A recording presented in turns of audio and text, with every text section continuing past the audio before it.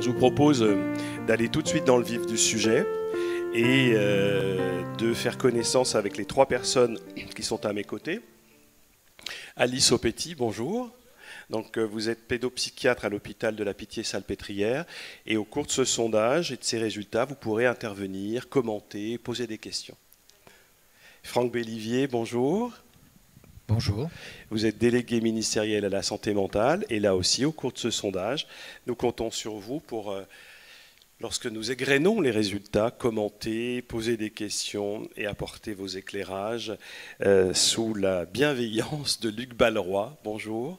Vous êtes le directeur général d'Opinionway et vous avez bien voulu nous accompagner le Psychodon pour réaliser ce sondage, les jeunes et la santé mentale en France. Pour commencer, Luc Balleroy, est-ce que vous pourriez nous donner quelques éclairages sur la méthodologie? Comment s'est déroulé ce sondage? C'est une méthodologie assez simple. On a interrogé online 540 jeunes âgés de 16 à 24 ans. Je ne sais pas qui parmi vous a dans ses proches des jeunes, mais vous vous sentirez probablement particulièrement sensible à tout ce qu'on va raconter ce matin, même ceux qui ont des enfants un peu plus jeunes. Donc 540 jeunes, échantillon représentatif de cette population de 16-24 ans. Et c'est très normé, hein. Même les sondages ont des normes, et la norme ISO 20252. Autant vous dire que les sondages, ce sont quand même des affaires sérieuses, même si ce n'est qu'une photographie à un moment précis. Oui, peut-être un point important, ce sondage a été réalisé avant les événements juste d'Ukraine. Avant l'entrée en conflit de ces deux pays. Alors, ça veut dire que peut-être si on le refaisait dans 15 jours, 3 semaines, ce serait encore un petit peu différent. À voir. Alors, première partie sur le moral des jeunes. Et le premier constat, Luc Balleroy, c'est que le moral des jeunes n'est pas au beau fixe. Oui. Vous le voyez écrit ici, alors j'essaye de vous le dire avec sourire, mais expliquez-nous pourquoi nous avons dû poser ces mots MOTS. Bon, c'est peut-être pas très nouveau, Paul Nizan disait j'avais 20 ans et je laisserai à personne dire que c'est le plus bel âge de la vie. Mais effectivement, on va regarder 4 indicateurs qui sont intéressants. La première question qu'on leur a posée, c'est comment vas-tu ?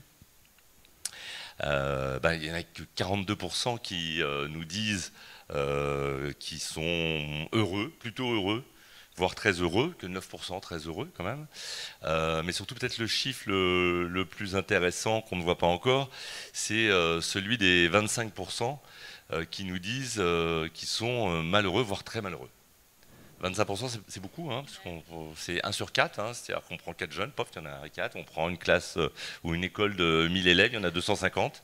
Donc on voit que c'est quand même un chiffre très important. Donc 25% des jeunes se déclarent malheureux.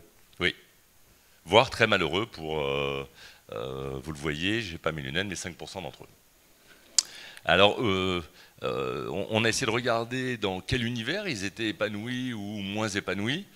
Ce qu'on voit, c'est ce qu'on peut voir, parce qu'on a un dispositif aussi avec 20 minutes qui s'appelle Moi Jeune, et on suit régulièrement les jeunes, et on voit qu'on est loin de la génération de 68, puisque la famille comme les amis, c'est un groupe qui me permet d'être bien, de me sentir bien, en général, pour la plupart d'entre eux. 80% se disent épanouis dans leur relation amicale, et c'est le cas aussi pour les familles, 75%.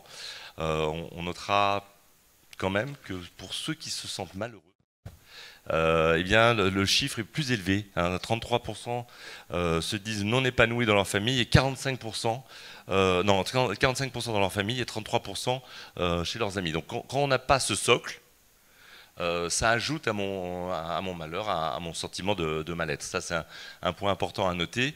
Et puis après, il y a les études, le travail et les relations amoureuses. Bon, je ne vais pas passer mon temps à faire des citations, mais il n'y a pas d'amour heureux, disait Brassens.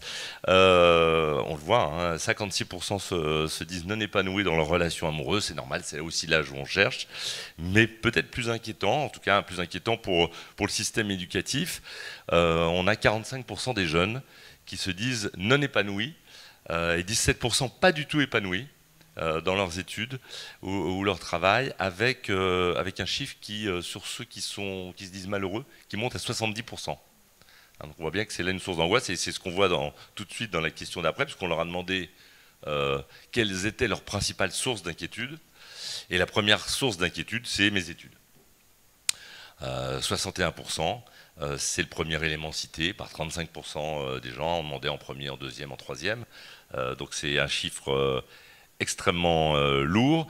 Et puis ensuite, c'est les relations amoureuses. On retrouve les relations amoureuses avec ensuite seulement les finances, alors qu'on sait que les jeunes sont pour à peu près la moitié d'entre eux en forte tension sur le pouvoir d'achat. Et c'est vrai que la crise Covid, on va en reparler tout à l'heure, mais a accentué ça parce qu'il y a plein de petits jobs que j'ai pas pu avoir pendant cette période. Beaucoup de cafés étaient fermés. On sait que c'est un poste important, la hôtellerie-restauration pour les jeunes, pour se financer. Puis après viennent la recherche d'emploi. Mais voilà, mes études en général, un souci important, puis mes relations amoureuses.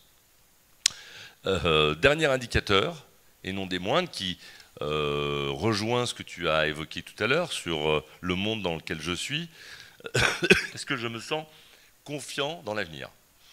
Et bien là, on a une population, pareil, c'est un résultat qu'on retrouve régulièrement, qui se clive en deux. Il y en a 45% qui se disent relativement confiants.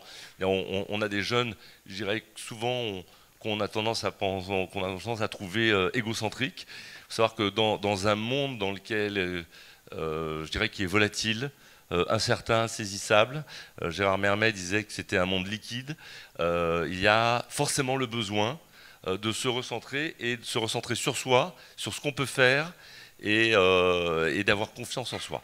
Mais on a à côté quand même 55% qui se disent très inquiets.